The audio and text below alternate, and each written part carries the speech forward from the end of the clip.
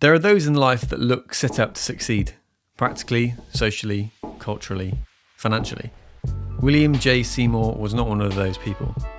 In fact, for him it seemed like the very opposite. Son of a slave, blind in one eye, a young black man living in an intense racist environment, life didn't look like it was in his favour. Yet God used him, and he became one of the most influential African American Christian leaders of his time, and his impact can still be felt today. Seymour was born on the 2nd of May 1870 in Louisiana, and his parents, Simon and Phyllis, were both recently freed slaves.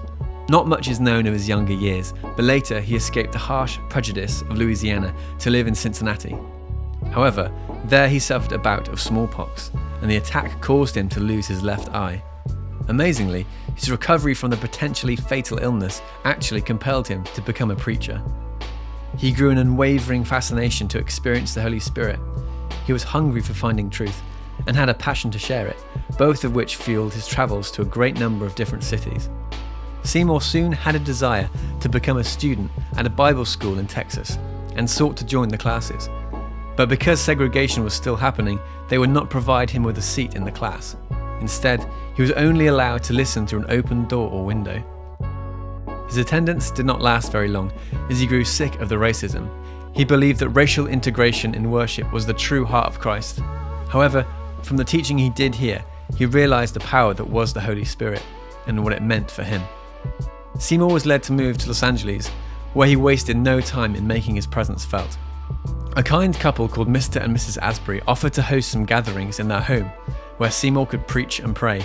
And on April the 9th, 1906, God began doing something in the hearts of people that was wild and real, and it continued for 3 nights. As excitement increased about these events taking place, more and more people came to witness the meetings, and the Asbury home quickly became too small to accommodate the services.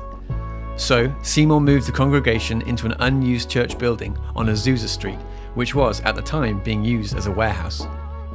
The congregation, made up of people of all races, cleaned out the building and then filled the interior with makeshift furnishings. The pulpit was made of 2 boxes nailed together, and the seats made from planks nailed to empty barrels.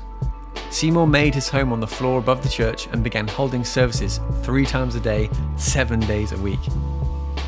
A diverse array of volunteers helped assist the gatherings, black and white, men and women.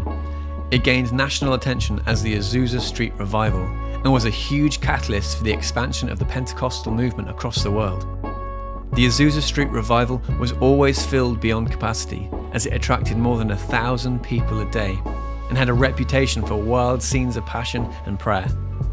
People were amazed that Seymour, from his unlikely and humble beginnings, had realized his vision of a completely integrated church community alive with the Spirit of God.